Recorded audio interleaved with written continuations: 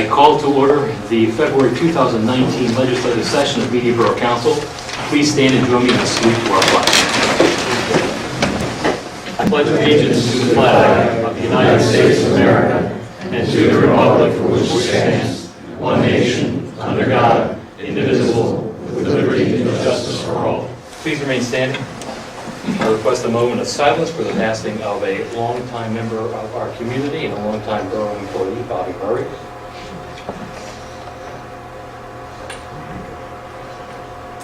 Thank you. Before we sit down, I just want to say Bobby was worked for our highway department for decades. Anybody who has lived here in the 90s and 2000s, I saw a couple people starting to shake their heads. Everyone knew Bobby because he always had a smile on his face. No matter what he was doing for us as a borough employee, he was always happy to do it. The Murray family goes back well over 100 years in the borough media. Always a great guy, family's a great guy, and we will truly miss him as a past employee, but more importantly, we'll miss him as a fellow media borough resident. So, thank you, Mr. President. Thank you, Paul. All right, please be seated. Before we get going on the normal course of our affairs this evening, we have the great pleasure and the honor of welcoming two new full-time members to our police department, Jenna Long and Jonathan Joseph. You might have seen them already in the street. They have worked for Media Borough in various capacities for a number of years, but now you'll be seeing a lot more of them.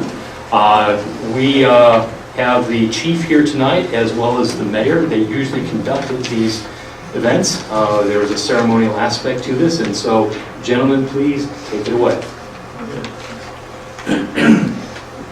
Thank you, Mr. President. Appreciate your time tonight. It's great. I'm not one of the new younger ones that showing up for the police tonight. But as you can see, we have a packed house. Some of you here for other matters, but the majority of the folks here are members of our police department and neighboring agencies, as well as civilian employees of the police department, from the park and enforcement, our secretary, and as well as our brand new officers, our full-time officers. We're very fortunate here in media to be able to obtain the skills of individuals who are not only intelligent, well-trained, but are really dedicated people. I've always preached that when asked, what do you look for in a police officer, and what kind of quality, or how smart, or what do you, I say I always look for the best person, because the best person is going to make the best cop. That's simple. If you're not a good person, you're not going to be good at police work. We're very fortunate to have a team in media protecting our citizens and our visitors that we do have. So without further ado, I'd like to call the mayor up to the front, along with, oh, there you go. Mayor's always got my back.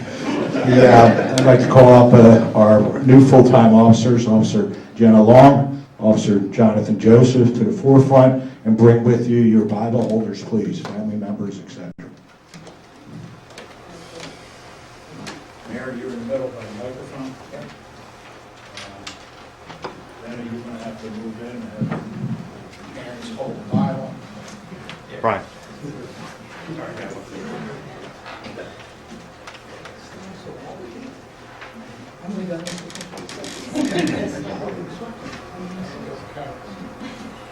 Okay, ready?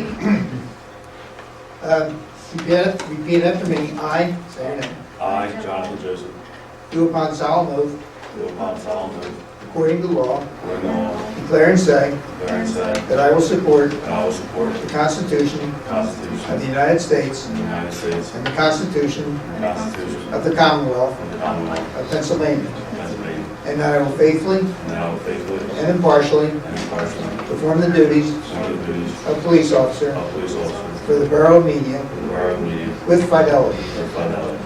Congratulations.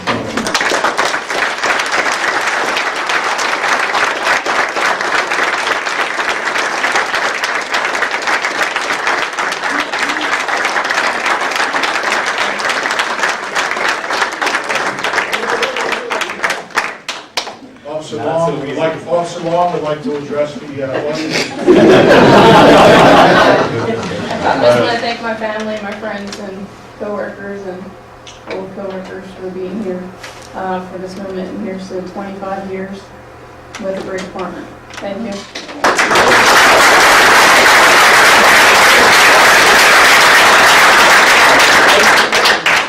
What she said. I want to thank my family, my friends. I do the comedy. I want to thank my family, my coworkers, my friends, Chief Marty, the Mayor, Borough Council. Thank you guys. Happy Jenna and I could be here, and looking forward to a long, happy career.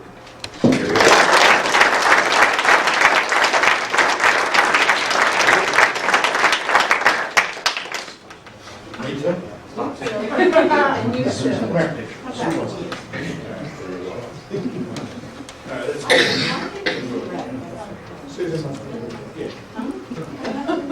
And just so you know that he said Chief Marty, it takes these guys a few years to figure out how they say my last name.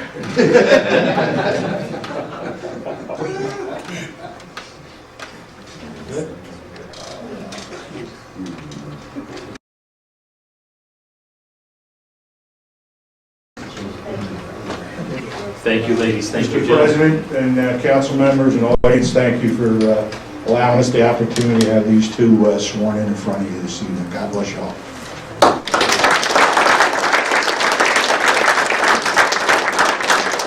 Thank you, Chief. And we look forward to long years of service from both of you. Welcome aboard. As we normally do on these types of occasions, we will allow for a couple of minutes for folks to clear the room, take some photographs, and so we will adjourn for roughly about 5 minutes. Second. Our meeting is adjourned. Welcome back. For those of you who are tuning in late, we had a brief ceremony to start tonight's meeting because Media Borough has hired 2 new full-time police officers, Jenna Long and Jonathan Joseph, and we welcome them to our community as full-time members of our police department. Let's begin with the approval of the minutes. We have 2 sets of meeting minutes. Do I hear a motion to approve the workshop meeting minutes from January 2019 as submitted? So moved. Second. Any discussion? Hearing none. All those in favor of approving the January 3, 2019 workshop meeting minutes as submitted, please say aye. Yes. Aye. Those opposed? The motion passes unanimously. Item number 2 is our council meeting minutes for the previous month. Do I hear a motion to approve those as submitted? So moved. Second. I'll take that as a second. Any discussion on the motion? Hearing none, all those in favor of approving the council meeting minutes for this past month, please say aye. Yes. Aye. Those opposed, please say nay. The motion passes unanimously. So now is the time that we ask those who are so inclined to come to the microphone, tell us who you are, where you live, and what's on your mind.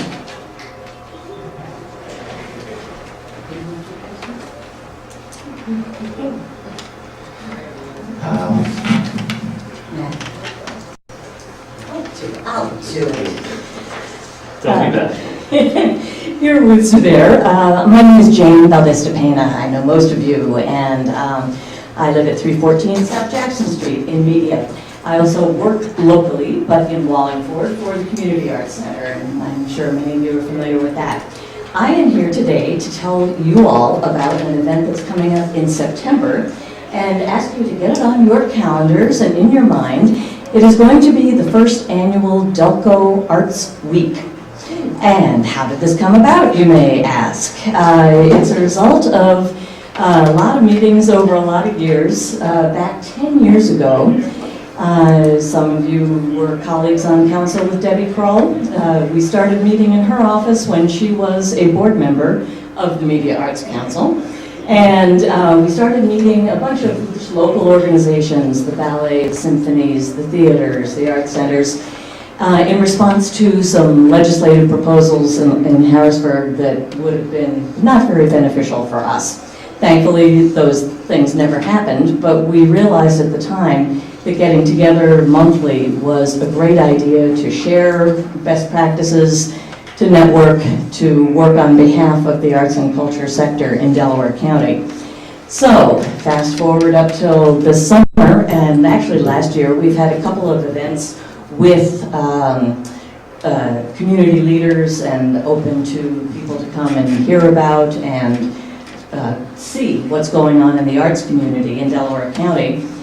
We are supported by the Greater Philadelphia Cultural Alliance, and this year we're really thrilled that we are going to be sponsored by Destination Delco and the Foundation for Delaware County to produce this first annual Delco Arts Week.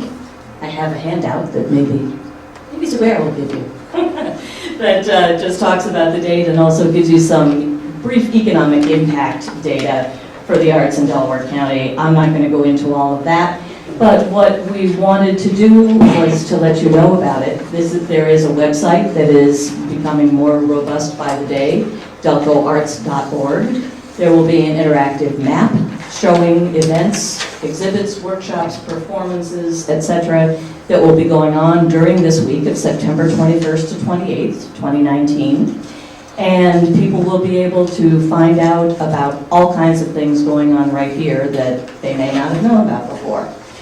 One of the things that we've been talking about with Zubair is designating the final Dining Under the Stars Wednesday, which I believe is the 25th, as Delco Arts Under the Stars, to sort of do a cross promotion with the Arts Week events, have more performing arts groups, we hope, on State Street, and we're going to be putting those plans together in the coming weeks and months. Do you want to say anything more about that? Yeah, all I wanted to add, I think you're doing a great job, is to support the arts, like it's part of our mission for the Media Business Authority. And please look for the booth of the Wallingford Arts Center to come and visit and get some more information. And the reason we are here a little bit earlier than when the event actually is going to take place, because we want to make sure that we get enough publicity and put it on the website. And I'm going to reach out to Linda Rooney to see if she could also put it on her newsletter that goes out as the upcoming the time comes closer. And we are in full support of what you're trying to achieve, and we want to make sure that it's a huge success. Terrific. I also want to acknowledge Bruce Davidson, who's here representing the Media Arts Council. Rest assured that all of the local organizations, Hedgerow, Media Theater, MAC, on and on, are participating in this, are being a part of it. And one thing also that I wanted to invite you to come to, and it's nice to have you all in one place, so I don't have to try to call or send emails to invite you on March 5th. It is a Tuesday at 10 o'clock in the morning. There will be an official sort of press announcement kickoff of Delco Arts Week at the Community Arts Center. Feel free to call or email the Delco Arts. Our project manager will pick that up, or you can email me if you forget that date. But March 5th, 10 a.m. at the Community Arts Center, just a quick press announcement and beginning of the celebration. So thank you very much. Thank you, Jane. Thank you, Zubair. Thank you, Bruce. All right. If there's anybody else who wishes to address council, please come to the microphone. Tell us who you are, where you live, and what's on your mind.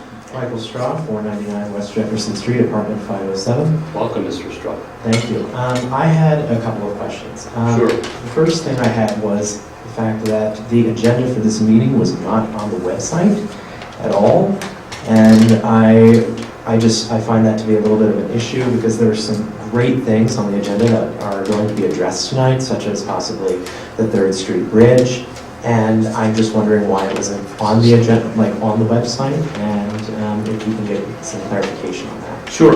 I'm going to turn to Karen. I placed it there. Why it's not there tonight, I don't know. I will still certainly check into that. Perhaps if, Karen, I don't think that the microphone picked up what you had said. Maybe that was by design, I don't know. Please don't be shy. I did place the agenda on the website. I can't explain why it's not there now. I will look into it and see if there's a problem. Thank And you. I apologize for that. No, it's not a major issue at the present time, it's just maybe there's something wrong with the website, because, And I will definitely look into that tomorrow morning. thank you. Feel free, if you see that again, please call me and let me know. I'll let Okay. you, definitely, I will. Okay, thank you. No problem. Something else that was also on my mind in relations to the agenda was the previous agenda on January 17th. If I had known that we were going to be talking about the stipulation of a settlement with the BLCC, I would have been more willing to be here at this meeting. The fact of the matter was that that was not added to the agenda, and I would like to know why, essentially. Again, Karen, I guess from a nuts and bolts perspective, council does not monitor what goes on and what is off the agenda.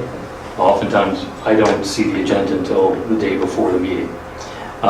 So I do not have an answer for why it is that something might not have been on agenda on a particular day. That's not something that we monitor on a daily basis. I can tell you that our solicitor, who's not here tonight, we have Carl Ewald, who is serving in his place. Our solicitor, up to some point before the agenda was published, was of the mind that that was quite possibly not an agenda item at all.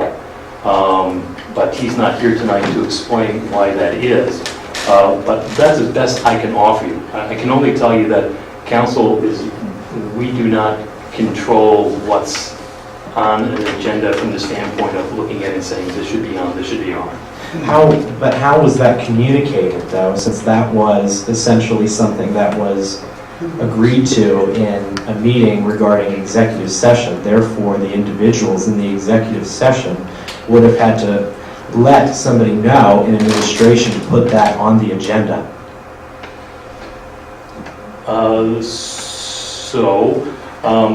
Our borough manager attends our executive session meetings, and so he would be aware of items that were discussed at executive session. And our solicitor, of course, was present, so he communicates with our borough manager, and he lets him know whether something should be on or something should not be on. Then my follow-up question to that would be, do you read the agenda before coming to the Borough Council meetings? Sure, we do. Then you would have seen that that was not on the agenda. It was on my copy of the agenda when I received it. Then how come it wasn't on the public agenda? As I've explained, That's I just can't- confused. So the agenda is generated administratively. Usually a couple of days before a meeting, it is circulated among council. It's at that time that most council members take a look at it. When we receive the agenda, the item was on there. Okay. And then my final question is in regards to the parking garage at Olive Street. My question is why the public, we weren't essentially notified that it was going to be closed on the second floor of the parking deck was going to be closed on the 9th and the 10th, and why there was no information in the newsletter, why there was no information anywhere regarding this. And the fact of the matter was that the only place that you could find an agenda item on it was in the Public Works agenda, and there was no meeting minutes from that meeting on the 28th. All it says is Olive Street parking garage maintenance. And so, Well, this was a maintenance project. yes, but the fact of the matter is that we closed that parking deck for 2 days, and now we have beams and whatnot in there, and I'm saying as a resident, Okay. I don't know the timetables regarding that, I don't know the funding regarding that. I would just like to know a little bit more to see if this is going to be an ongoing project, because there's no meeting minutes regarding it, and then after that, there's no information in the newsletter that the parking deck is going to be closed for 2 days for a period of time. So, Mr. Strauss, go ahead, Councilman Robinson. I know that our engineer might be getting ahead of ourselves a little bit, but our engineer was prepared to talk about the garage Mr. Mattson, do you have any words to say in response to the question? Certainly, thank you, Mr. President. So the Borough Council last year in its capital plan, and again, retained the services of a company called Structure Care. And Structure Care has been tasked with giving the garage some additional attention because it needs it. The garage is some 35 or 40 years old, and like anything, it needs a little tender loving care. The process of exactly what areas are in most need and what areas are most important is still being worked out. Their technicians were out to do a preliminary analysis. There's another meeting on site tomorrow I will be attending at 11 o'clock to further look at some additional areas of the garage. There is no timetable because we're developing it really on the fly. We're developing it as needs-based and priority-based as those areas. So we don't have a hard and fast schedule as of yet. It's a matter of taking a look at things and then trying to evaluate how to best dose the resources that council has allocated toward the garage. So that right now we don't have pardon the pun, a concrete plan to move forward, but it's being developed. I would trust that as we report back to the borough manager, we can handle the effective routing as to whether or not information can be sent out with a newsletter or through Linda Ridley's channels. And Mr. Mattson, so long as we're talking about the subject, there has been some word in the community, which I believe is wildly off base, that there are some structural problems with a garage such that it is not fit for use or that it is dangerous for use. Can you offer us your assessment of the situation? Certainly. Both our structural engineers at McCormick Taylor and the structural engineers at Structure Care don't hold that belief. They don't share that belief. The garage is in need of repair. Again, if you were to look at it, if you were to go out there today, you could see exposed rebar, you could see some things that are unpleasant looking. The main core of the structural integrity is sound. So the garage is okay. It's a matter of really making sure that we shore up those areas that need special attention. Again, it has, it needs dosed areas improvement. And unfortunately, there are some, I think, irresponsible voices in the community that are suggesting that some wooden shoring that is currently in place somehow is holding up the garage. Is that so?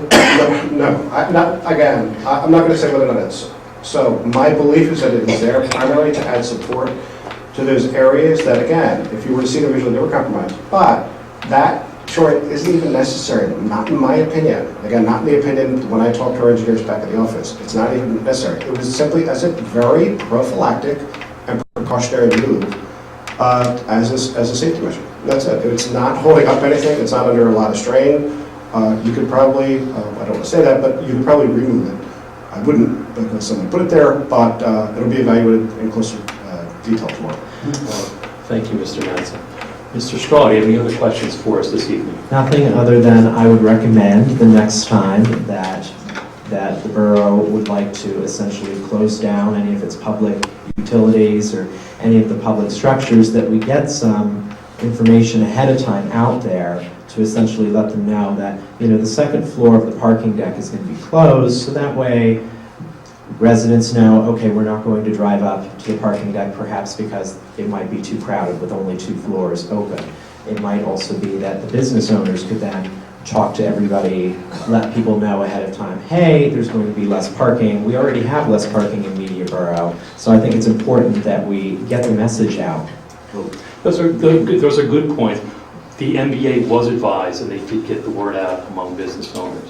But we will try to do better in the future if there is going to be any closures. But as our engineer has told us, sometimes it's more important that we do the work when we can do it, because there's potentially public safety issues involved. So, but we will try to coordinate better. Well, then, I'm just trying to get a basis here, since there weren't any minutes from the January 28th Public Works meeting.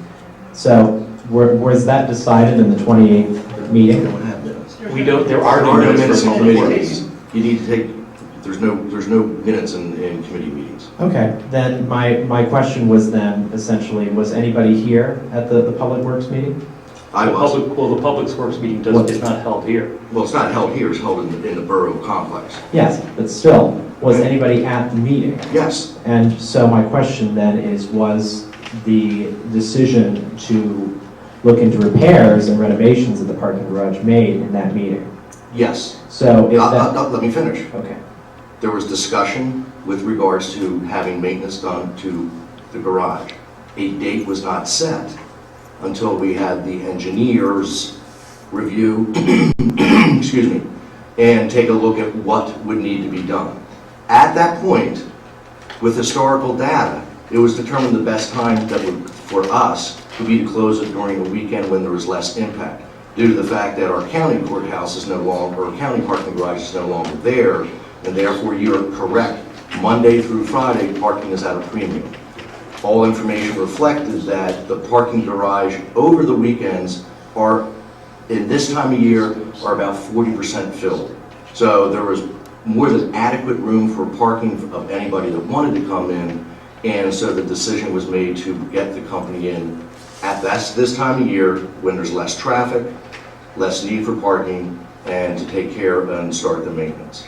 Okay, then my question would be, my final question then would be, when was the decision made to, at the very least, look into the renovations at that point, essentially? When was that decision made? Because if there was even a period of time where we could have let the rest of the public know, that would have been appropriate to send out over an email or anything. At that point, there was not a determination of what would be needed. There was that we had our engineers come in. We weren't sure if it was going to be everything's fine, it's cosmetic, or everything isn't fine. So there was not a date that would be set at that public works meeting.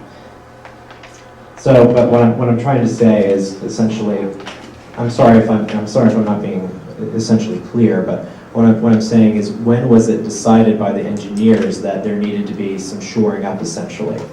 Because you stated It would have been after the public works meeting, and the exact date I do not know. I'd be happy to try to find out when that exact date was. The parking garage, there was notification on the parking garage several days prior to closing the garage. So it wasn't like on a Saturday morning that sawhorses went up. So there was notification there for several days that the garage was going to have limited parking on whatever the date was. Thank you, council. Thank you, Mr. Straub. Does anybody else wish to address council at this time? Please come forward to the microphone and tell us who you are, where you live, what's on your mind. No other takers? We'll move along then. As those who are familiar to our proceedings might have already noticed, our borough manager is not yet present tonight. We expect that he will be here 10 minutes. Is that the latest? Okay, 10 minutes. That's the latest news.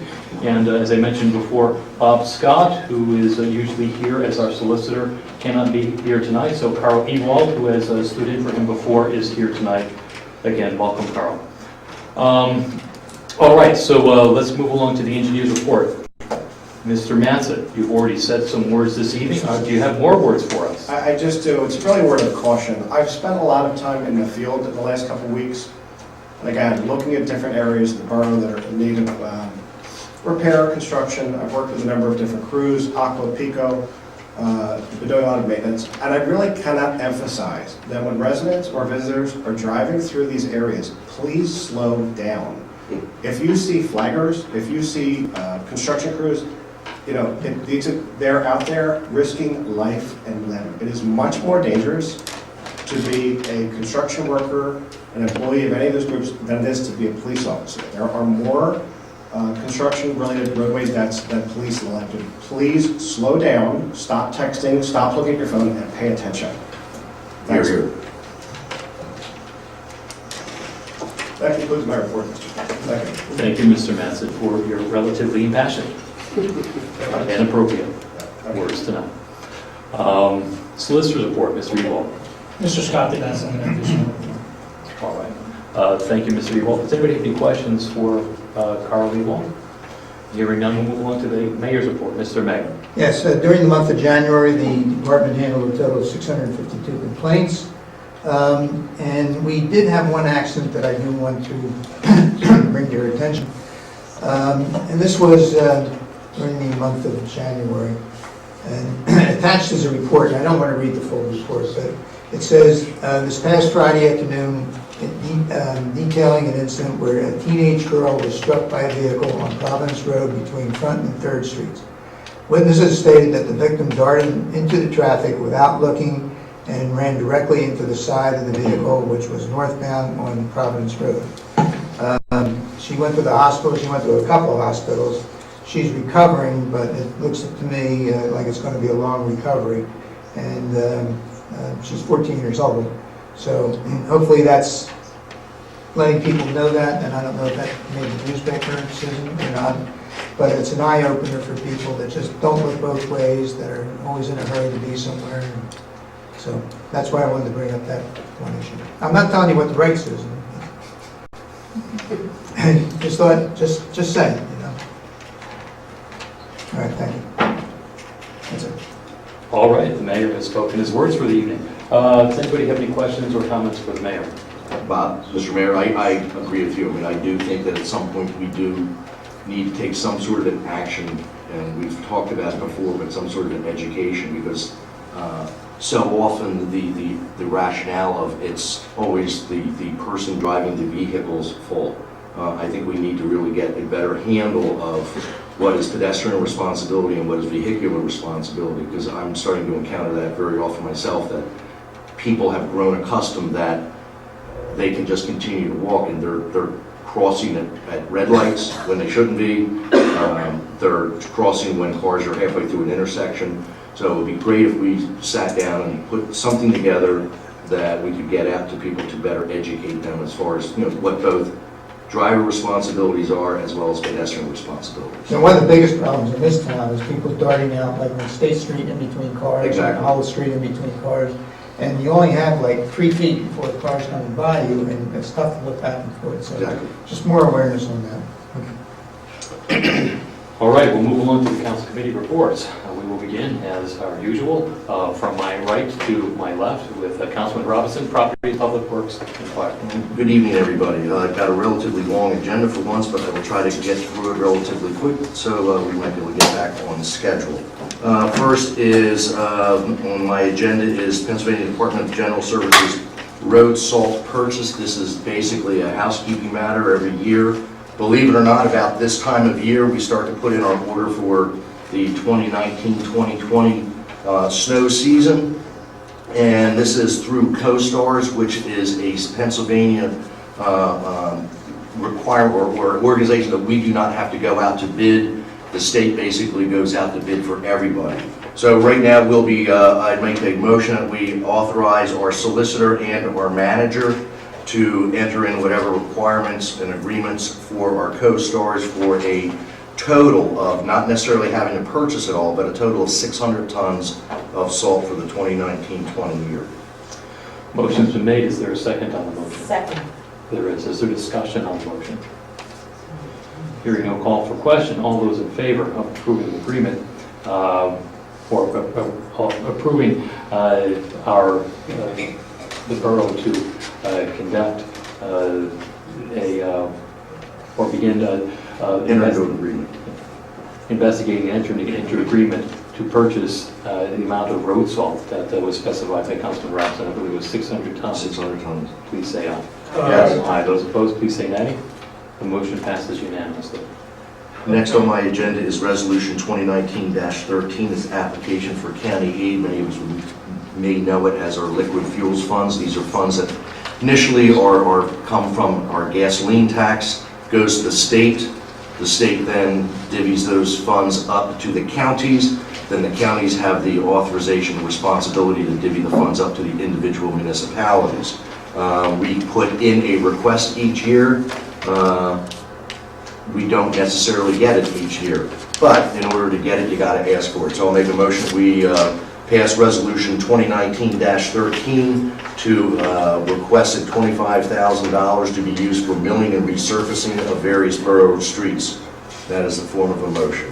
Second. Motion's been made and seconded. Any discussion on the motion? Hearing none, all those in favor of approving Resolution 2019-13 with regard to applying for liquid fuels funds in the amount of $25,000, please say aye. Aye. Yes. Aye. Those opposed, please say nay. The motion passes unanimously.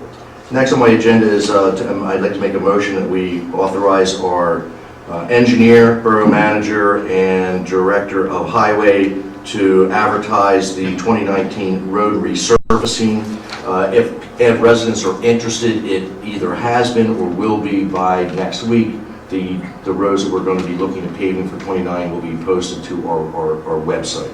So I make a motion that we authorize, as referenced, our engineer, solicitor, and manager to advertise for the bids for 2019 road resurfacing. Second. There is a second on the motion. Any discussion on the motion? Hearing none. All those in favor of authorizing advertisement for bids for the 2019 road resurfacing program, please say aye. Yes. Aye. Those opposed, please say nay. The motion passes unanimously. The next several of my resolutions will be of getting rid of used equipment. Under Pennsylvania law, the borough is required to advertise, go out to properly bid or put out an offer to sell the equipment, have bids come in, and then we are required to sell it via resolution. So there are a couple of these. I got to be honest, did pretty well this year, so quite pleased with the municipal bid which we use.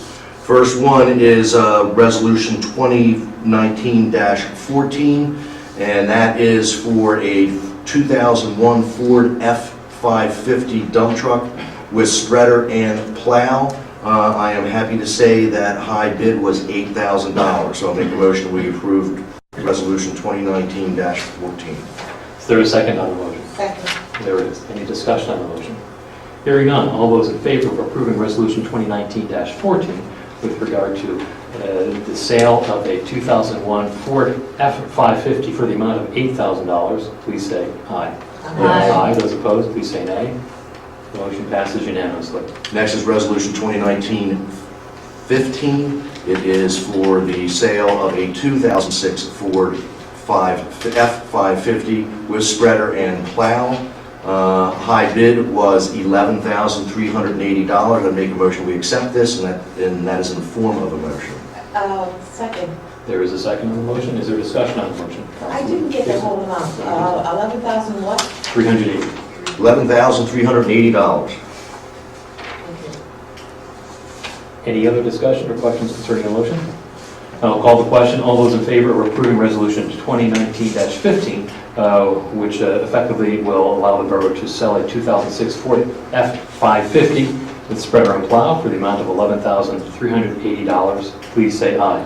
Aye. Yes. Aye. Those opposed, please say nay. The motion passes unanimously. Next on the agenda is Resolution 2019-16. It's for the disposal of an OCB trailer and leaf vacuum with box. And that went for $4,300. So I'll make that in form of a motion that we accept the bid for $4,300 for the sale of an OCB trailer leaf vacuum with box. Second. Motion's been made and seconded. Any discussion on the motion? All those who favor approving Resolution 2019-16 with regard to the sale of an OCD trailer with leaf vacuum for the amount of $4,300, please say aye. Yes. Aye. Those opposed, please say nay. The motion passes unanimously. Okay, last is Resolution 2019-17, and this is actually just getting rid of 180 of our current banquet chairs. It's been determined that the value is less than $1,000, so it does not have to go out to bid. For those that may not know, these banquet chairs have been with us in the borough for over 25 years. We purchased them used from a bar that was going out of business. So I am guessing these chairs are somewhere on the lines of 35 to 40 years old. They have served us very, very well. And like any longtime employee of the borough, it's time that they retire. So with that, I make a motion that we approve Resolution 2019-17. And what do we do? What will that motion do? I think it authorizes the disposal of the chairs because they are less than $1,000, but we're required by law that we make it a public notice that we're getting rid of the chairs. All right, the But you motion's just want to made. put them in the trash or Well, something? let's have a second on the motion before we start Second. talking about it. We do have a second. Any discussion on the motion? So what did you? I mean, some would be, we can put them out if someone wants them. There's really no value. The value is So less send than them out like a yard sale and say, pick them up? We'll put them in your yard for the sale. So that's Such important things I have on my agenda, getting rid of used equipment. So, September will be coming. And, Yes. We've already been talking about September events already tonight. there we so go. Thank you, Mr. There's President. a garage sale that will be coming up and. So if anyone's looking for a 40-year-old banquet chair with stains all over, it, we've got 1,000 of them for you. Or 180 of them for you. We are the source. All right, any further discussion on the motion? Hearing none, all those in favor of Resolution 2019-17, which will allow the Borough to dispose of our antiquated banquet chairs, please say aye. Yes. Aye. Those opposed, please say nay. The And motion passes unanimously. just last little comment with regards to our Olive Street and Ridge Road stormwater project. We're doing some field studies on that right now. Surveys have been scheduled for the end of February and beginning of March, weather permitting. And we're also doing a little bit of other work around the area. So I just wanted to keep people posted. It is something that we're working diligently on, and it is one of the projects that I am excited about. That concludes my reports, Mr. President. Thank you. Does anyone have any questions for Councilman Robinson? Hearing none, we'll move along to Councilwoman Lisa Johnson, MBA Historic, Public Safety, and Civil Service. Thank you. I have one announcement. The NBA wanted me to make sure you knew that they've been awarded a $3,000 grant from the 2018-19 program stream funding from the Pennsylvania Council on the Arts and the Greater Philadelphia Cultural Alliance. And this is just a way to show that what we're doing through the NBA is validated by outside entities thinking we're doing a good job. What's the grant for? Maybe you can detail that out. The amount was $3,000 and it goes to the jazz celebration in November. And it's a yearly awarded thing. We have to submit the application for the grant. And it used to be $1,000, but they raised it to $3,000 because we're doing a good job in publicizing jazz festival in the rural areas where they want to make sure that they come to these events. Great. Okay, on my agenda tonight, first and foremost, we need to ratify the conditional offer of employment for the 2 full-time officers that were sworn in earlier tonight. So I make that in the form of a motion. Second that. Motion has been made and seconded. Any discussion on the motion? Hearing none, all those in favor of ratifying the conditional offer of employment to Jenna Long and Jonathan Joseph as full-time officers for the Media Police Department, please say aye. Aye. Aye. Those opposed, please say nay. The motion passes unanimously. Again, we welcome them. Thank you. The next 5 items are mass gathering permits. These are all events that we've done in the past, some of them for many, many years. So you might recognize them when I mention them. The first one is the Spring Super Sunday, and it's to be held on Sunday, April 14th. Setup time is 7 a.m.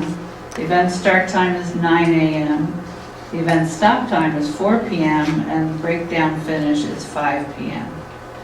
I'd like to make a motion to approve this mass gathering permit. Second. Motion's been made and seconded. Any discussion concerning the motion? Hearing no, call for discussion. All those in favor of approving the mass gathering permit for the Spring Super Sunday to be held April 14, 2019, with a rain date 2 weeks thereafter, please say aye. Aye. Aye. Those opposed, please say nay. The motion passes unanimously. Thank you. Second item is our Dining Under the Stars event, which begins on May 1st, which is a Wednesday, and goes through every Wednesday until September 25th. The setup time is 4 p.m. and the event start time is 5 p.m. The event stop time is 11 p.m. and breakdown needs to be finished by 11 p.m. Wow, there's no time for breaking down. So I'd like to make that in a form to approve the mass gathering permit as a motion. Second. All right, the second of the 5 mass gathering permit applications has been made and it's been seconded. Any discussion on the motion? Just clarification, 4 o'clock is when all the streets are closed and no more parking, correct? Right, the barricades are installed. All right, so cars are permitted to park on State Street up until 4 o'clock. That's correct.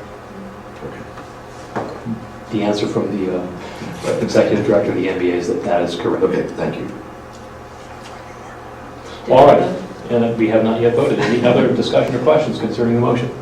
Hearing none, all those in favor of approving the mass gathering permit application for the MBA's Dining Under the Stars to begin May 1st and to continue through September 25, please say aye. Yes. Aye. Those opposed, please say nay. The motion passes unanimously. Thank you.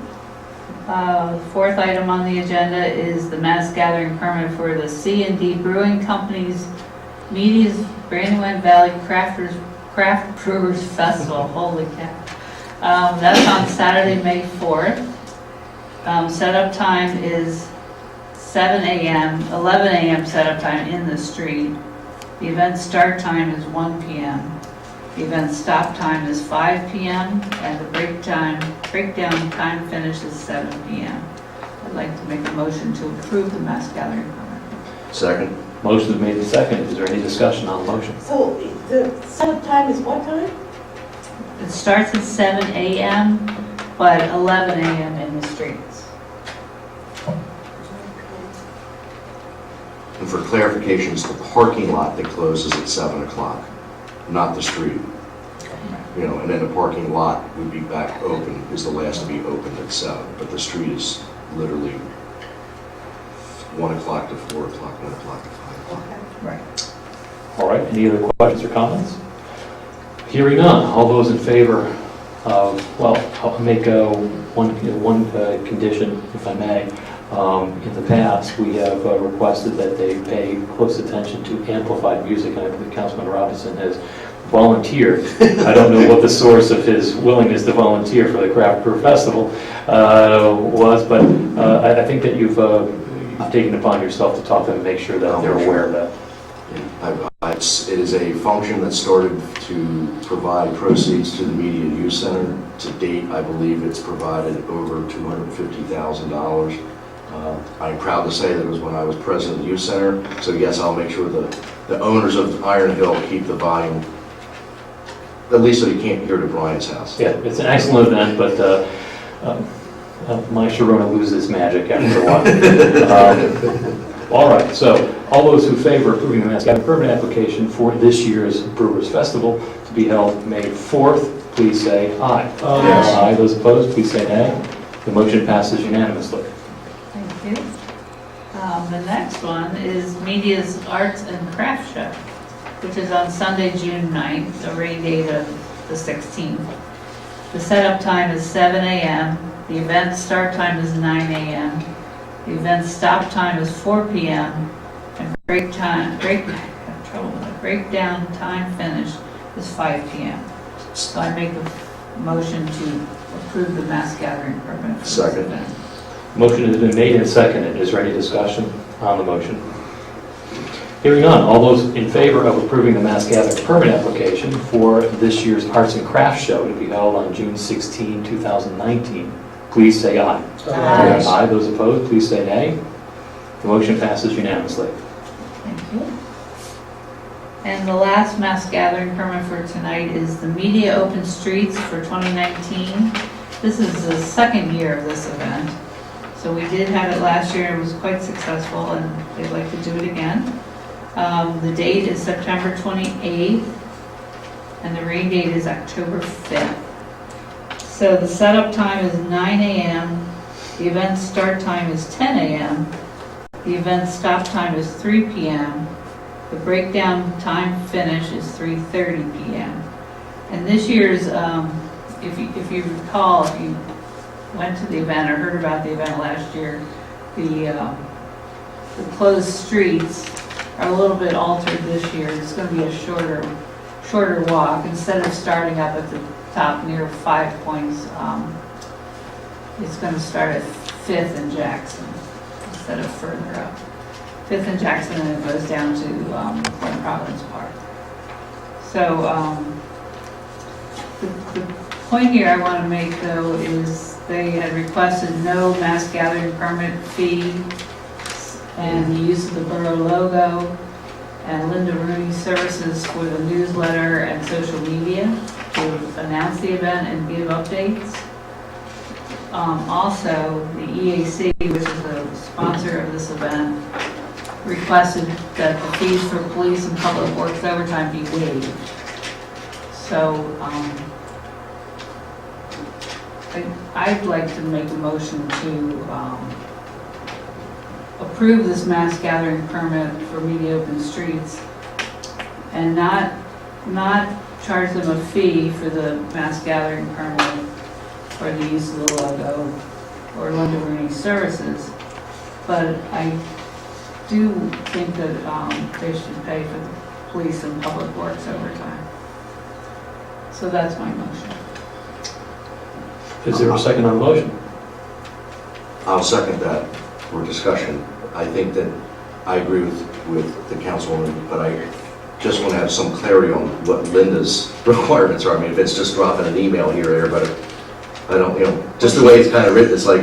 She creates the newsletter, so they want. Right, well, if it's putting a blurb in the newsletter, that's a no-brainer, but if it's like, Linda do this, Linda do that, she's going to do her social And media.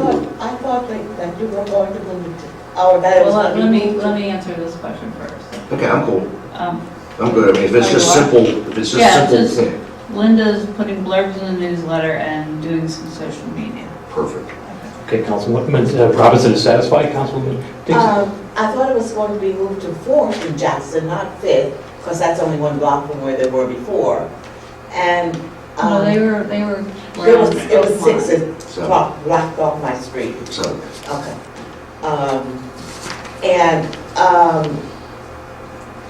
To answer that question, the permit is saying Jackson Street at 5th. I'm sorry, Jackson and Fifth. Jackson Street at 5th. can we table this for a bit? If you wish to seek to table it, then you may make a motion. Yes. All right, there's a motion made to table this, this mass gathering permit application. Is there a second on the motion to table? There's no second on the motion to table, so that motion to table fails. We go back to the... Sarah, give just more original clarification on why she wants to table it, that's all. I'm sorry?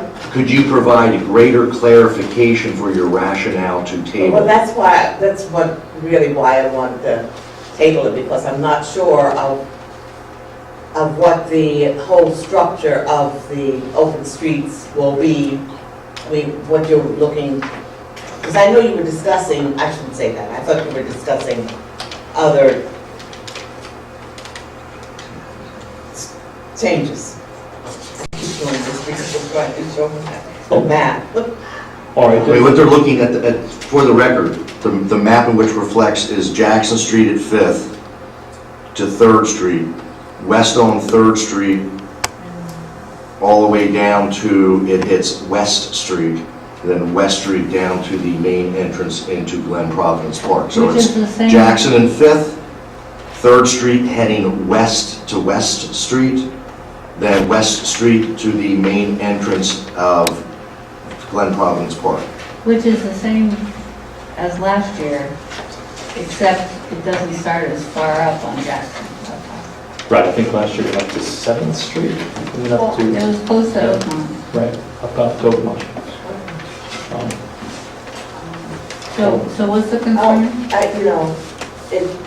It seems like I'm the only one that's confused, so. Well, there is a motion that has been seconded. Is there any further discussion concerning the motion?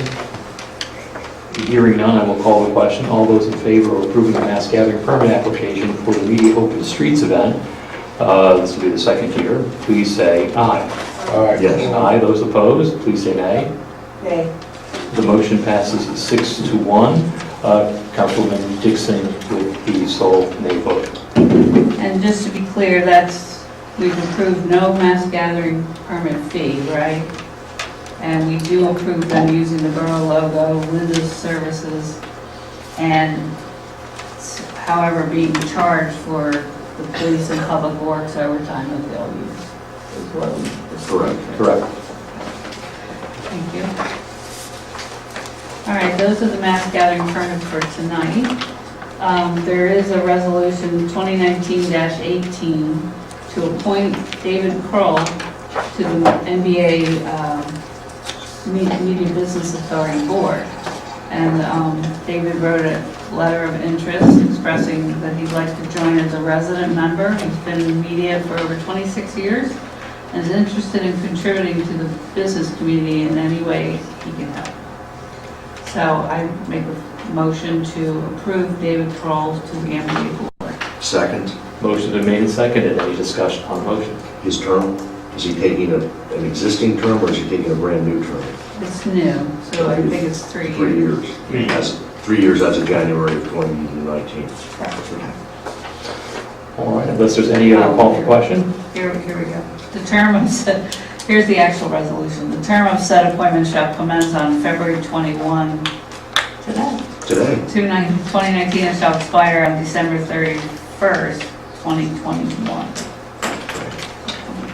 Yeah, 3 All years. right, unless there's any further discussion or call for question, I will call the question. All those in favor of approving Resolution 2019-18, which will appoint Dave Kroll to the Media Business Authority for a term that will end December 31st, 2021, please say aye. yes. Aye. Those opposed, please say nay. The motion passes unanimously. Thank you. The next two items, the last two items are related. One is to approve the grant agreement. I guess that's what we're doing. It just says grant agreement, so we're approving the signing of the grant agreement. It's between the DVRPC, which is Delaware Valley Regional Planning Commission, and the Borough. And this is an agreement outlining the things that both parties need to do to satisfy this grant agreement. One of which is the borough would get a $90,000 grant and has to match it with $22,500 for a total of $112,500 grant. And this grant is for creating a traffic calming plan. So that's what the money would be used for. So I make a motion to approve and therefore allow the borough to sign off on this agreement between the DVRPC and the borough. Second. Motion has been made and it has been seconded. Is there any discussion on the motion? Is there any requirements to fulfill the plan or we just have to generate a plan? Fortunately for us, the borough manager is strolling into the room. Mr. Smith, welcome. There is a timeline. It has to be done by June of 2020 in the grant. But does it actually have to happen? Yeah, so it is to develop a plan, and we'll work with the DVRPC, and the next agenda item is to do an RFP, request for proposal, to get qualified firms. So the DVRPC will assist the borough in making sure that a qualified firm is hired to develop the plan. So yes, it does include creating a plan that ultimately will be reviewed by and approved by Borough Council. But we're not required to implement the plan. It's like any plan. You know, I mean, the thought process, Right. they'll pay for it, but how Borough Council wishes to implement the plan is really up to you or Fine. whoever's sitting in those seats. Just wanted clarification. Thank you. Well, there is a motion made. I'm casting back, yes, I believe that it was you, seconded. That is Gordon. Excellent. Any further discussion on the motion? Hearing none. All those in favor of approving the grant agreement with the DVRPC for a traffic calming plan, please say aye. Yes. Aye. Those opposed, please say nay. The motion passes unanimously. Thank you. And the last item is to authorize the advertisement of an RFP or request for proposals from various entities for a traffic calming plan. Second. Motion has been made and has been seconded twice. Any further discussion or call for concerning the motion? I just wanted to give a little bit of information that the RFP is for the design and development of a traffic calming plan for the borough. And the plans, the RFPs have to be in by March 22nd, and the winner will be announced by May of 2019. couple pieces of information. The goal of this project is to provide a strategy to increase safety for pedestrians, bicyclists, and motorists. And it will offer a basis for seeking funding for traffic safety measures. It's going to encourage economic vitality by promoting the perception of the borough as a welcoming, pleasant, and safe place to visit. They're going to focus on things like speeding motor vehicles, roll-through stops, cut-through traffic volume, collisions, distracted drivers, we talked about earlier tonight. Everything we spoke of. Jaywalking, traffic cues, poor visibility, and things like that. So that's what this plan is intended to do, and it will be implemented. This RFP says it will be implemented by May 31st of 2020. Thank you. Any other comment? I believe that we have ample information now in which to take our vote. All those in favor of authorizing advertisements for requests for proposals for the traffic calming plan, please say aye. Yes. Aye. Those opposed, please say nay. The motion passes unanimously. Thank you, and that's all I have. Thank you. Are there any questions for Councilwoman Lisa Johnson at this time? Hearing none, we will move along to Councilwoman Amy Johnson, Fair Trade, Farmers Market, Shade Tree, the Environmental Advisory Council. Mr. President, forgive me, you don't have to excuse myself for the rest of the meeting. Are there any other questions for engineering before I go? Does anyone have any questions for Mr. Mattson? Otherwise, Thanks. Mr. Mattson, we will see you soon enough. Okay, thank you. Okay, thank you. Compared to my colleagues, my agenda is rather short. I will, like I do every month, make the announcement to remind everybody that the Media Farmers Market is held throughout the winter through April, every other Sunday from 10 to noon. The next market will be held March 3rd. The market is held on Edgemont Street between Front and State Street.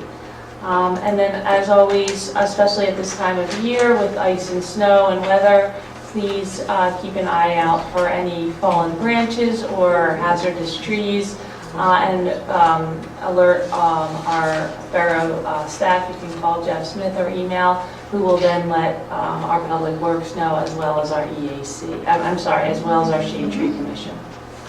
And that concludes my report for this month. Thank you. Are there any questions for Councilwoman Amy Johnson at this time? All righty. Then we'll move along to Community Development, Historic Architecture Review Board, and Media Arts Council, which is my portion of the agenda. We have 3 items right off the bat. There are zoning issues. Our zoning hearing board will be busy this coming Tuesday. The first of these is an application concerning 115 West State Street. For those of you who are not familiar with the property, it is on the north side of State Street between Veterans Square and Olive Street, in between the Zen Nail Spa at the corner and Sligo's. It is something of an unusual building in that it has a facade, an historic facade, and the entry to the building actually is to step back inside the facade. So the windows to the building on the first floor do not come to the sidewalk line as do other buildings on that block. This is in our retail office apartment district, and the applicant is seeking a special exception to continue a non-conforming use of the first floor of what is a multi-story building. At present, or most recently, the first floor was occupied by a fitness studio. Prior to the fitness studio, there were a series of office uses.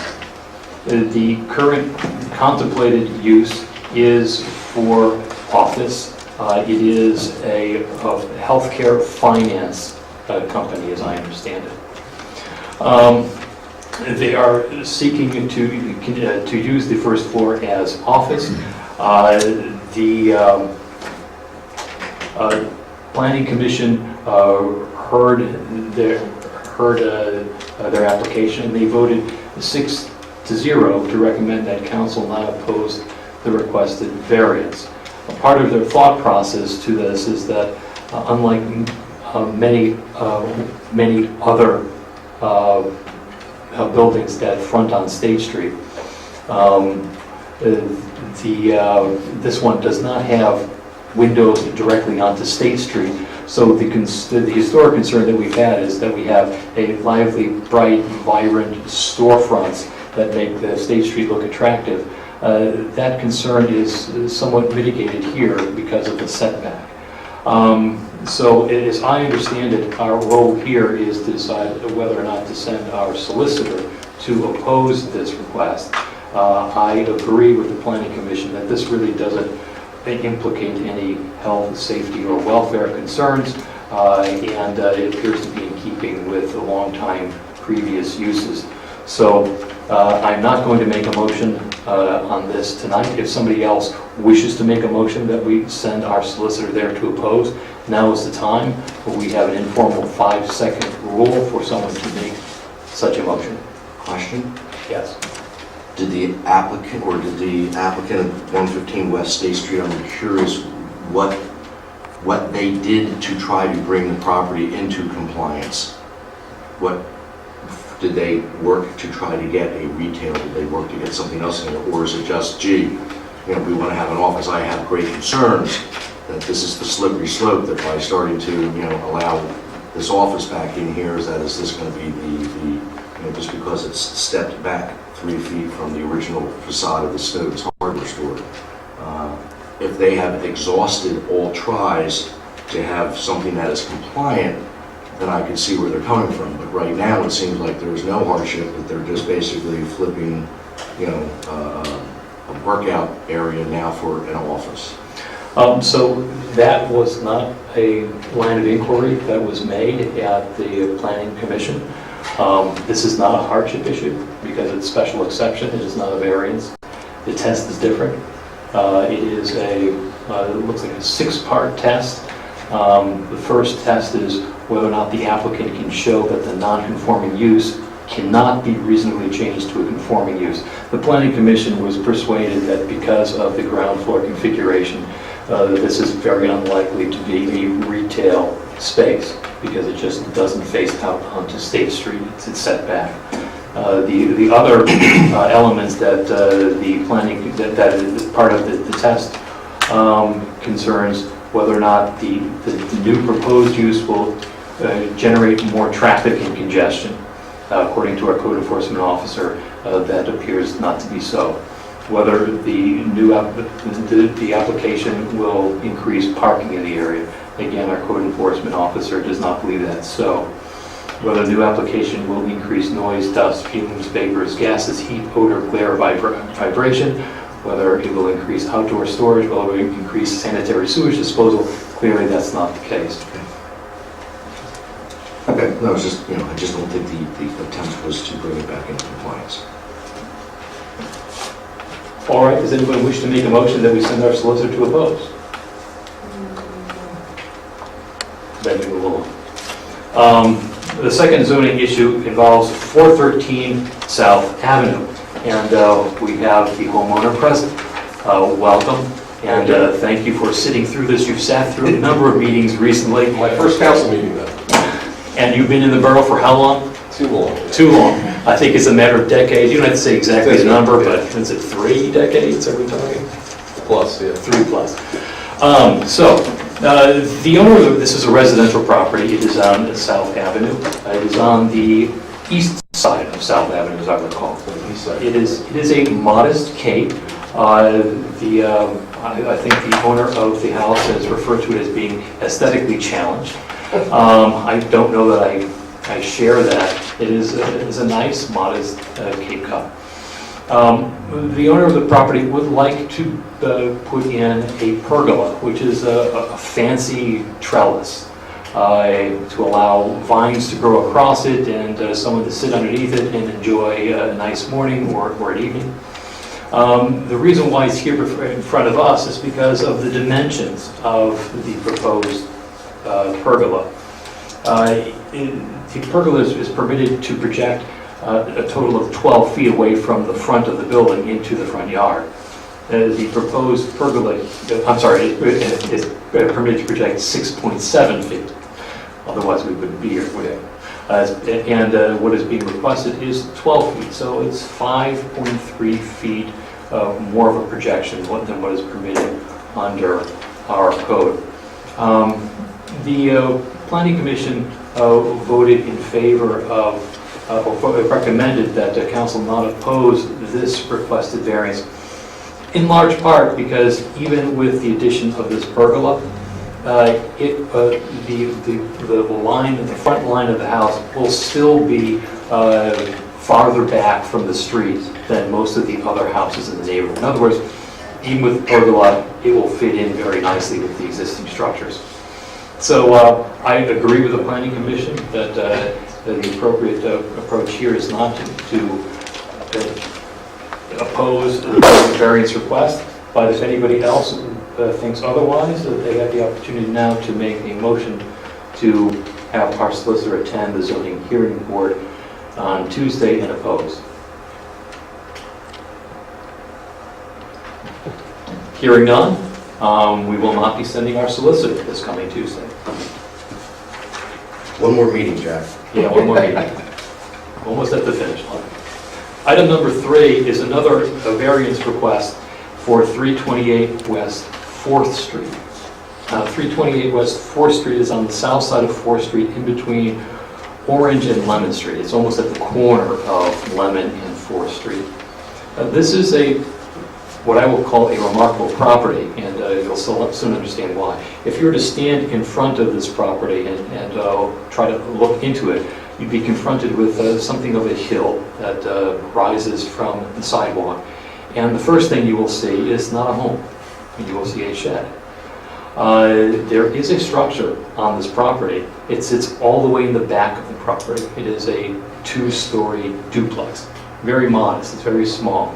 The floor space is very small. I think it's about 1,500 square feet, maybe even less. There is a new owner for this property, and what this new owner would like to do is put a garage on the property. A garage is considered an accessory structure under our code. The problem for the new owner is, and under our code, the accessory structure has to be put behind the main dwelling. The problem with this property is that the main dwelling is at the back of the property, almost exactly on the property line. So it is impossible to put in an accessory structure. So they need a variance in order to put a garage elsewhere on the property.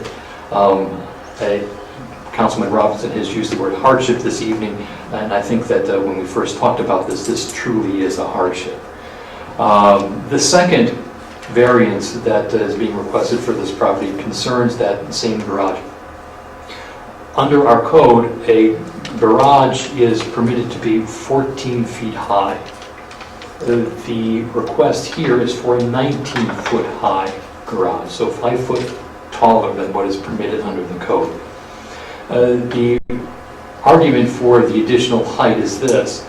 Because the duplex is such a small space with almost no storage space, the new owner would like to have some storage space above the garage, thus the increased height of the garage. The Planning Commission pointed out, I think it was quite a good catch, that the owner of the property could get that additional space if they built a 3-car or 3-bay garage as opposed to a 2-car garage. Now there's kind of a pick your poison element to this, because if the garage is wider to accommodate 3 bays, that means that there is less space there's less permeable surface on the property. But the new owner would like there to be a 2-story garage, in part because they believe it's more aesthetically pleasing, and in part because there are some construction issues here. The wider the garage and the shorter the height, then the more difficult it is to engineer a roof, because if it's holding on snow or something else, it needs to have greater strength. So there are 2 variances here, and I'll discuss them separately.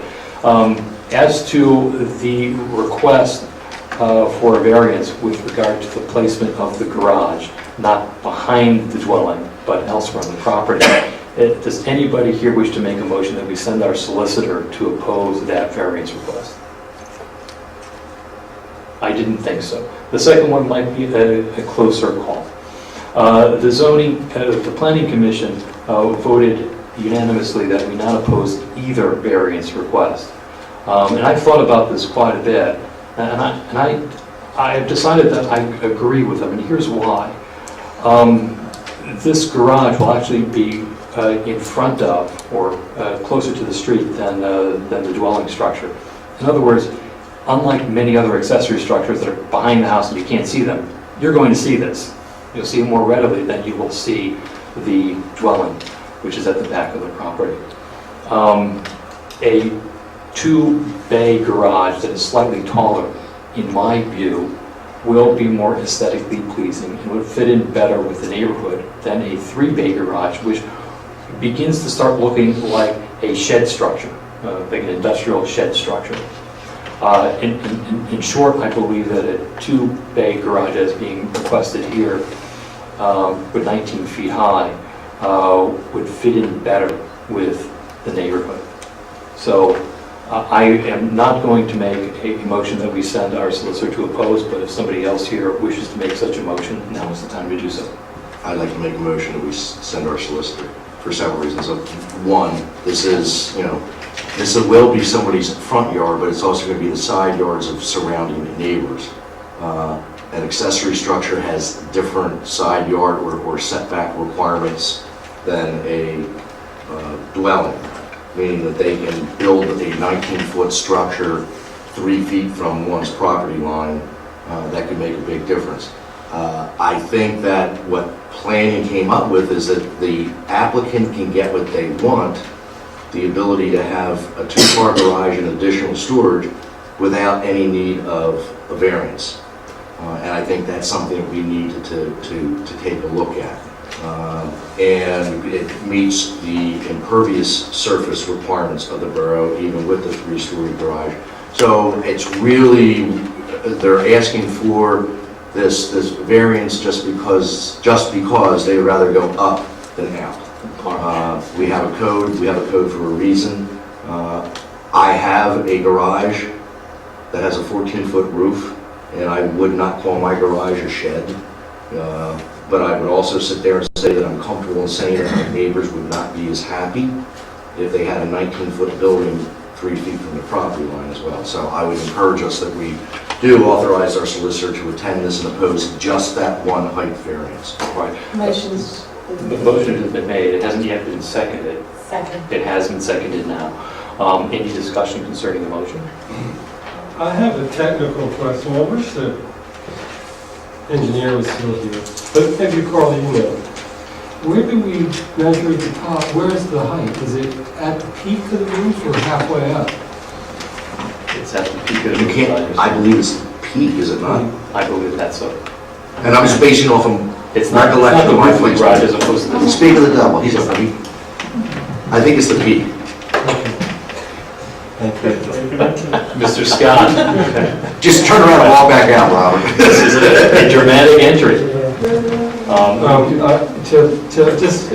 We're in the discussion, right, for the motion? I think Paul makes a good point. I mean, my understanding about variances is generally there's some kind of topographic, some sort of unique hardship about the property that allows, to build a strong case for it.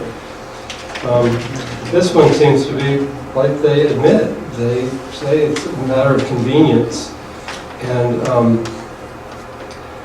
I have to agree with Paul on this one. Sorry.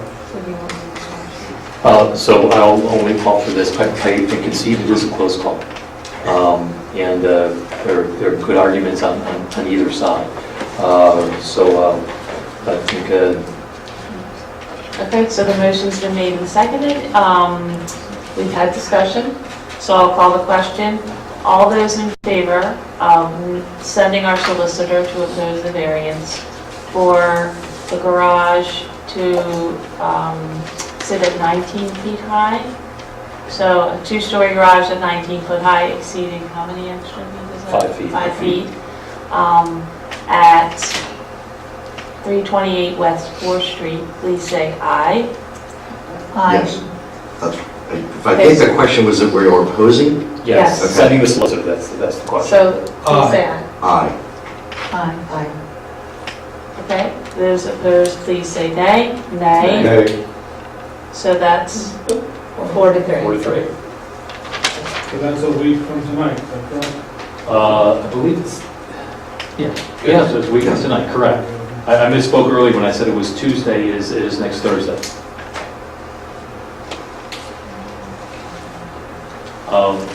All right, so we'll move along to item number 4. This is an unusual vote in that it does not come frequently. It concerns a certificate of appropriateness at 101 Haldeman Street. Haldeman Street is at the east front and Haldeman Streets. It is it is the end unit of a string of townhomes. A certificate of appropriateness is something that is issued by Borough Council upon the advice of the Historic Architectural Review Board. It turns out that this property, believe it or not, is actually in an historic district. It is in the Meeting House Historic District. The Meeting House, the Quaker Meeting House is on Providence Road, nearly across the street from it is the Mitchell House. I think we can both agree that both of those should qualify as historic structures. But the 1, 2, 3 strands of townhomes that are arranged on East Front Street and Haldeman Street nonetheless are on what is considered to be in an historic district. The effect of that is that whenever somebody wishes to do something to the exterior of their house in particular, they need to get an approval from the borough to do that. The approval is in the form of a certificate of appropriateness. The homeowner here wishes to install a patio up front of their house. They are willing to create this patio using historically sensitive materials, such as historically appropriate bricking and other treatments. The Historic Architect Review Board thought it would be appropriate to issue a certificate of appropriateness for this property. It made a recommendation that we do so with some conditions. One, they specify the types of materials to be used, and also they specify that there be a retaining wall built, out of concern that the construction of an outdoor patio might put some stresses on the berm that's out front of the property. I stress that the certificate of appropriateness does not give the green light to the homeowner to go ahead with the project. They still must go through our land development process. They need to speak with our code enforcement officer and make sure that there aren't any zoning or other entanglements. So I will make the motion tonight that Borough Council issue a certificate of appropriateness concerning the 101 Haldeman Street and the building of an outdoor patio. Second. Motion's been made and seconded. Any discussion on the motion? So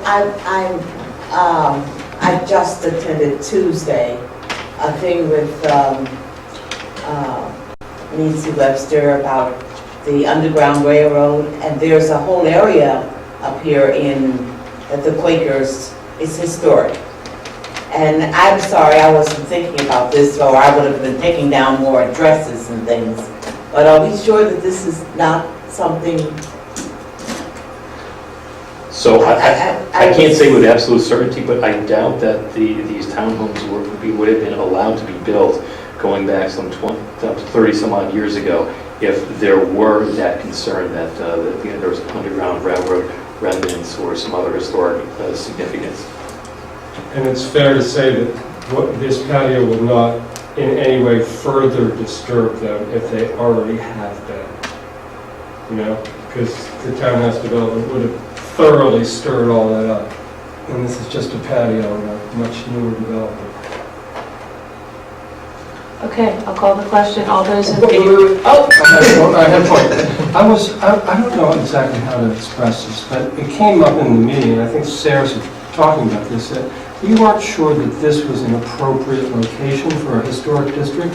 Could we add to this motion a request to, I guess, the Historic Architectural Review Board to consider that historic district and see if there's appropriate revisions they could make to it?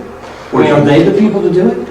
I don't know that we need to encumber this motion That's fine. with that condition, but I certainly think it's reasonable to ask them to look into that, because all of us are a little bit baffled as to why it is that this is considered to be part of an historic district. I mean, it is, but what the thinking was, I don't know that any of us knows. Makes no sense on the ground anymore. Yeah, and Peter, I'm with you on that. I mean, if we could ask Sarah to have them at least try to determine what the rationale was for it. And I'm thinking, don't hold me to this, I'm thinking it was probably done in the latter part of the 70s. So if someone wants to start to look that far back, have fun. But I mean, as we've all sat here, I understand the Troll House, I understand the Friends meeting, but I can't understand those townhouses being part of a historical district. So it'll be interesting. But So I withdraw my request to encumber that motion and just keep it simple. But maybe we could have a subsequent motion to ask them to do that? Okay, any other discussion on this motion? Okay, so all those in favor of issuing a certificate of appropriateness at 101 Haldeman Street to build a patio under the conditions to specify the materials being used and a retaining wall being built. Is that correct, Brian? They are, though perhaps it's better to say under the conditions specified by the HARB in its letter. Okay. Please say aye. yes. Those opposed, please say nay. Okay, the motion passes unanimously. And Peter, what I will do is, rather than do this by motion, I will contact members of the HARB and ask them to consider this at their next meeting. Thank you. Item number 5, proposal from NV5, which is the design group, to prepare a concept sketch for Plum Street Mall. There's some historical context to this. A number of years back, the borough began to think about Plum Street Mall and what it could do to improve Plum Street Mall. Plum Street Mall is effectively the center of town. Many people gather there, many people use it to listen to music, to get a bite to eat, just to hang out. And it's a council thought that maybe the things that we could do to Plum Street to make it more attractive and make it more usable to the community. We had asked the precursor to NV5 to think about a concept sketch or a concept plan for Plum Street Mall. And we went through a series of meetings and we received public input and we thought about this quite a bit. And eventually there was a concept sketch plan that was produced, but that concept sketch plan left us with a number of questions. And we asked Tom Fine from NV5 to consider those questions. And that kind of sat there for several months. But now we understand that there is some sources of grant money that could help us move the project forward. And it is our grant writers' belief that a revised concept sketch plan would be very beneficial to our chances of getting such a grant. Of course, work doesn't come for free. Good work typically doesn't come for free. You get what you pay for oftentimes. And NV5 is willing to do this additional work, but they estimate that it will cost about $10,000 to do that work. So the motion I'm making tonight is that we enter into an agreement with NV5 in the amount not to exceed $10,000 to prepare such a concept sketch plan for the Plum Street Mall. Second. Motion's been made and seconded. Any discussion on the motion? I think for clarity, part of what NV5's job will be is also to assist Karen, our grant writer, in preparing and generating the documents in which we need to secure the grant, which I believe is a several $100,000 grant. I think that is correct, and it's a good point. I think all of us in council agree that this is a worthwhile effort for the borough to make. And we would like to be able to get as much outside support as we can. Although $10,000 seems like a lot, it's, in my experience, it is not an excessive amount. And if it helps us get the money to afford this project, I think it's money well worth spending. And for clarity, and part of the reason, but I just want to make sure it's clear, is that it's my understanding, talking to the grant writer, that this is just a concept sketch. That's right. That we are not held to it, because I got to be very candid, I have not been impressed with the prior designs. And I do get concerns that we're moving away from, I don't want to call Victorian, I guess for a lack of better words, period look of, the Plum Street Mall. I agree it needs to be fixed up, but I don't want it to, look like Northern Liberties or something like that. We're Media Borough, we're not Northern Liberty. So to generate something so that we're able to obtain a several $100,000 grant is money well spent. I just want to make for the record that this is a concept and we're not married to it, and I hope that we make significant changes to it. Any other discussion? Okay, all those in favor of entering into agreement with NV5 to prepare a concept sketch for Plum Street Mall not to exceed $10,000, please say aye. Yes. Those opposed, please say nay. Motion passes unanimously. Item number 6 is really kind of a housekeeping matter. It's an awful big mouthful. It reads Amendment number 3 to Media Borough Water Safety and Infrastructure Redevelopment Authority Capital Project. The short of that is RACP grant. This is money that will go towards paying for building a dam at 3rd Street. At the present time, the funding for the project is 80% PennDOT, and for a roughly $3.5 million project, that's $2.8 million. The size of this grant is $650,000, so we get to 3.45 million, if I do my math correctly. And we have a significant amount of money set aside in the bank that came from Delaware County. So if you add up, you will find that the numbers are in excess of the $3.5 million. But we're talking about the $650,000 that is covered by the RACP grant. Like any other grant that comes from the state or from federal sources, they are time limited. They don't hold them open forever.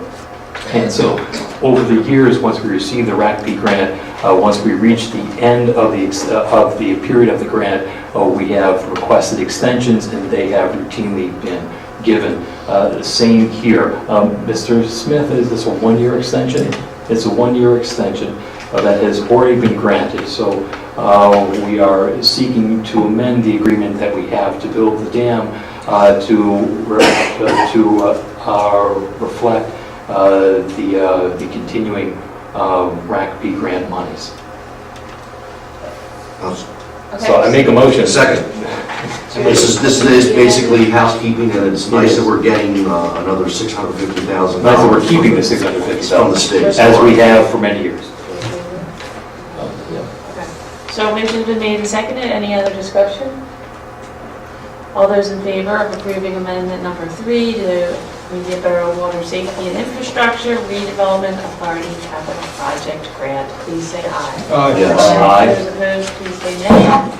Motion passes unanimously. Item number 7 is an update on the 3rd Street Dam project, and you can see that there is a certain synergy between these two. The update really is in the form of this. Those of you who have been following this know that on the Borough website, if you look under the documents section, you will see a series of status reports that the Borough has asked its special engineer, John Harrison of Schnabel, to issue on a regular basis. And these reports are intended to let the public know where things stand with the 3rd Street Dam project. Since May 2015, Mr. Harrison has issued 18 of these status updates. So if you're curious at all about what's been going on over the past number of years, you can look at those status updates and see what is going on. The latest one was issued by Mr. Harrison on February 8th, 2019. It's already on the website, and it details efforts that have been made with regard to wetland mitigation. So if you've been wondering what's been going on for the past several months, it's all laid out in Mr. Harrison's letter. That's not an action item, but it's more of an informational item. As always, as we all know, the expression he or she who pays the piper calls the tune. 80% of the funding for the dam project comes from PennDOT, and PennDOT determines what is being designed, when it's being designed, when things are ready for construction, when things are ready for applications for permits. I have a couple of announcements to make. First involves the Borough newsletter. For those of you who have not yet signed up for the Borough newsletter, I recommend that you do so. It is a wonderful source of timely information about what's going on in the Borough. It costs you nothing. All you need to do is go to the Borough website, sign up, which only involves giving your name and a email address, and on a monthly basis you will receive a newsletter that I think that you will find useful. The next newsletter I think is due to come out at the end of this week or beginning of next week, Karen? I believe that's Beginning of next week. So please, if you haven't done so already, please sign up. The last item I have, it concerns the Media Arts Council. And earlier on, we had several folks in the community who were present, and Bruce, you're still here. I think you got a flavor for the amount of arts activity that is going on in Media Borough.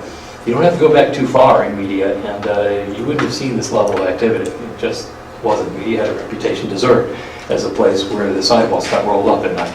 It's very different nowadays, and part of it is because of the efforts of those in the arts community. The Media Arts Council is having its 12th annual film festival this coming April. So it's 3 days, the first weekend of April, April 4th through 6th. That will be upon us before we know it. So please mark this down in your calendar and be on the alert for ticket sales. Every year this event gets bigger and more popular, and it's becoming increasingly difficult to get tickets, so keep an eye out for that. Otherwise, I have nothing else to report. So now, what's the date again? April 4th through April 6th, so Friday, Saturday, Sunday. Any questions for President Hall? All right, then we'll move along. Councilman Boyer, Recreation and Board of Health, I apologize, we have a long meeting this evening. Thank you for sticking with us. It's okay, I don't really have a lot, thank you. Just two brief announcements from Rec. The annual family dance, Saturday, March the 2nd, from 5 until 8 p.m. This is an event that Rec has run for many years. Silly Joe provides the entertainment. Tickets $5 for adults, $3 for kids. There will be food in the form of, generally it's pizza, chicken nuggets, a little salad, but it's a great evening, and Silly Joe does a great job with the entertainment. So if you have little ones, come out. It's a great night, and what else are you going to do that time of year? It's usually a nice place to spend the night. And then finally, the Rec is also sponsoring tickets to the Flower Show. They're selling them for $20, which is a break off the price, which I think is close to $30. The Flower Show, near that I can tell, runs Saturday, March the 2nd through Sunday, March the 10th, and you can contact Paula to pick up your ticket. We're trying to prioritize Borough residents, first come, first served, so if you are a Borough resident, please have proof of that, and you may purchase your ticket for $20. Councilman Boyer, Yes. they're all gone. Okay, so I got to say, well, that's good because there were 100 of them, so I'm glad they all went out. So never mind. Thank you. They all sold in the last 30 seconds. That's great. I don't Excellent know if they job. ever got rid of one before, so that's Are there any questions for Councilman Thank Boyer? you for that, because otherwise that could have been an issue. So appreciate you saving me there. All right, we'll move along to Finance and Library. Councilman Williamson. My report should be fairly brief. As far as finances go, we're at the beginning of a new year. So we haven't had a lot of activity. So far, it started out about the same as it usually does. We're lucky in that we have a principal tenant. We're actually a landlord for the water company, Aqua, and they generally pay us for a full year's rent in January. So we usually start a year off with a healthy cash balance. This year's been the same as in years past. The accountants, too, have gotten close to settling on a final number for a surplus for last year. We do have a modest surplus of about $150,000, so that's certainly a nice thing to be putting in the bank along with our other savings. And now to ratify the payment of bills. From the general fund in January, we drew $444,026.35. From the recreation fund, $4,299.11. And from the capital fund, $83,951.39. I move approval of the bills. Second. Motion has been made and seconded to pay the borough's bills from this past month from the general, recreation, and capital funds in the amount specified by Councilman Williamson. Is there any discussion or question concerning the motion? Hearing none. All those in favor of paying the bills for January, please say aye. Yes. Aye. Aye. Those opposed, please say nay. The motion passes unanimously. Thank you. The next two items are really bids. We're accepting bids, or at least that's going to be my motion. The first one is for the beginning of a recreation of our financial systems, an update of them using modern software. Staff did extensive research and was very satisfied with this group. So I move approval of this first proposal from Dallas Data Systems for the Caselli financial software. The amount of the bid is $59,650. Second. Motion is made and seconded. Is there any discussion on the motion? Hearing no call for discussion. All those in favor of approving or entering into executing the proposal from Dallas Data Systems for the Cassell financial software in the amount specified by Councilman Williamson, please say aye. Yes. Aye. Those opposed, please say nay. The motion passes unanimously. Thank you. The last item I have is another proposal from NV5, this time not for a concept plan, but which they already did for 5th and the park site at 5th Street and Broomall Street.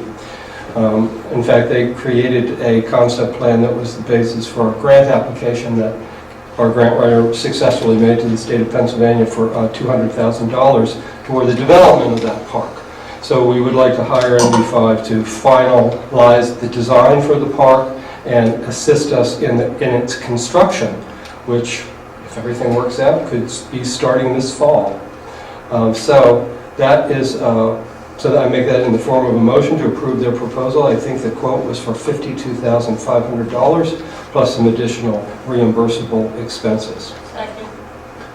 The motion has been made and it has been seconded. Is there any discussion concerning the motion? Hearing none. All those in favor of accepting the proposal from NV5 for the 5th and Broomall Park for the amount specified by Councilman Williamson, please say aye. Yes. Aye. Those opposed, please say nay. The motion passes unanimously. One last an announcement. It's actually going to appear on the website, and it's not extraordinarily timely, but two talented members of the Media Upper Province Library Board are going to be stepping off from that board. They're both media residents, and part of our duties as a elected body is to appoint up to 2 members to that board. So if you're interested, media residents, and you're interested in serving on the library board, it's one of the most important community nonprofits in the borough, and an organization that the borough strongly supports both financially and otherwise. So if you're interested, please make a written inquiry to Jeff Smith, our borough manager, and look soon for an announcement on our website. Oh, the reason I say it's not extraordinarily timely is I believe both of these won't open up until June, so we've got some time. All right, thank you. Does anyone have any questions for Councilman Williamson at this time? Hearing none, we'll move along to Councilwoman Sarah Dixon, Personnel, Public Relations, and the Historical Archives. Okay, so a couple of quick little things before getting to something that's serious. The archives are doing wonderful stuff, and like Kathy and Walt did a heritage trip for Springfield Heritage Society, and they're doing what they normally would be doing, so that's good. Today, look at that nice little picture there of this video with the snow, and did everybody see it? It's great. The trolley's going down the middle of State Street with the snow around. It looks like something out of a picture book. And then one of the things I need is to make a motion to accept the resignation of Holly Speckles, who's a part-time code enforcement and administrative assistant. Second. Motions are made and it has been seconded. Is there any discussion on the motion? We're going to miss her. We are. Holly has served long and well in the code enforcement department, and we wish her well on her retirement. Call our bookend public comment and privilege of the floor. If there's anybody who wishes to come to address council at this time, please come to the microphone. Tell us who you are, where you live, and what's on your mind. Welcome back, Mr. Straw. Michael Straw, 499 West Jefferson Street, apartment 507. Thank you, Councilman Hall. I had a question for clarification regarding a question I had on the BLCC and Borough stipulation in terms of having that on the agenda. You said that essentially that the staff creates the minutes, as it should, and council receives and looks at the minutes. And so you said that you saw the minutes prior, and I don't know in terms of the timetable when you saw it, but you were parties at no lawsuit, and each and every one of you were sued with the exception of the mayor. And you both knew, well, you all knew essentially that both the rescindation of the Merck ordinance, and you also knew essentially that the stipulation had to be agreed to and put on the agenda.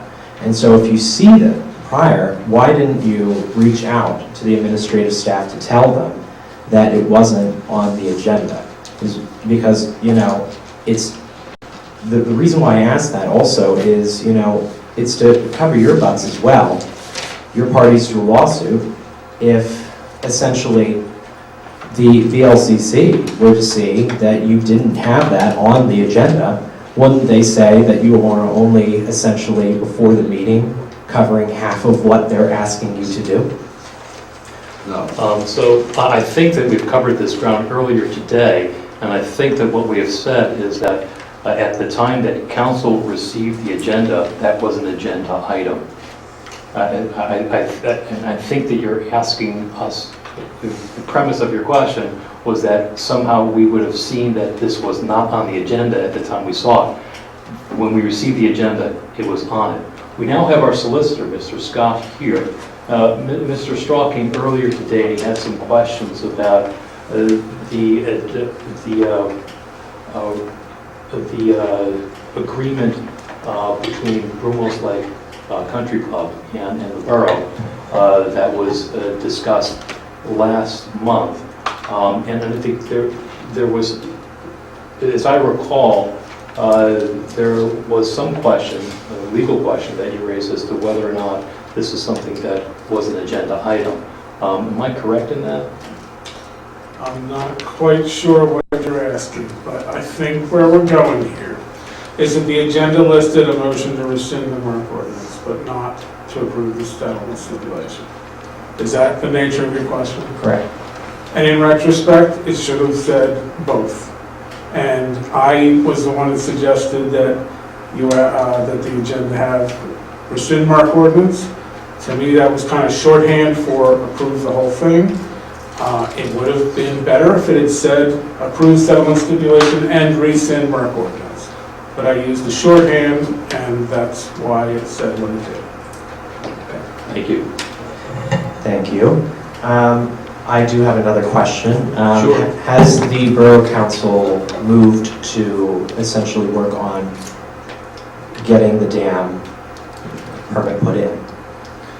So, as I've mentioned earlier on this evening, and I've said this in previous meetings, the borough is not driving this bus. It is PennDOT that drives this bus. Before the borough, before anyone can seek a permit, there needs to be a completed design. There is not a completed design.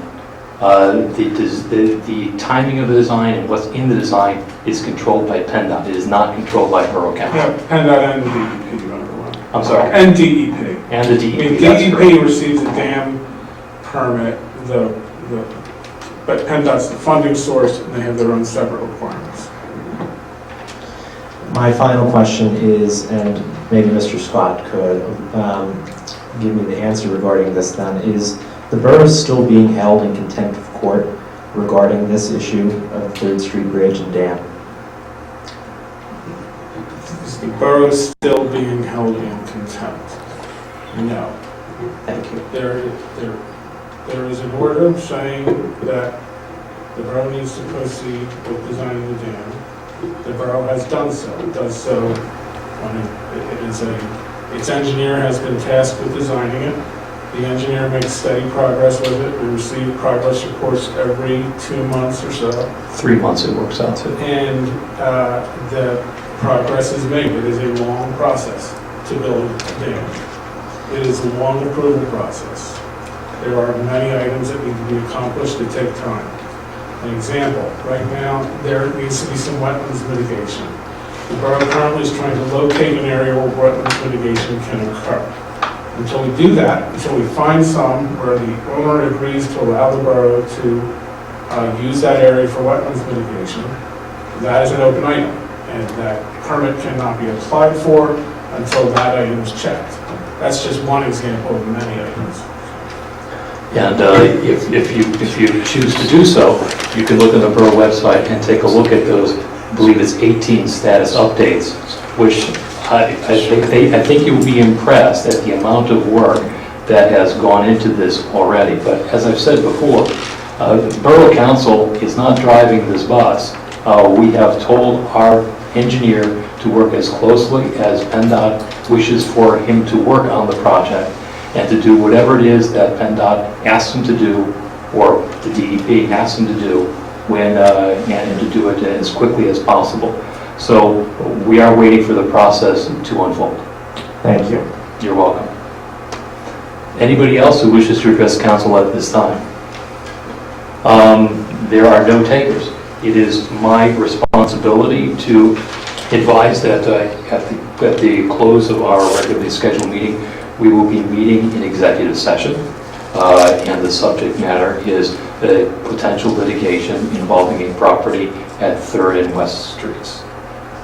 So, do I hear a motion to adjourn? So moved. There's no second required and a motion to adjourn. All those in favor of adjourning at this time, please say aye. Aye. Aye. Those opposed? There's never an nay. All right, folks, we'll see you again next month. Good night.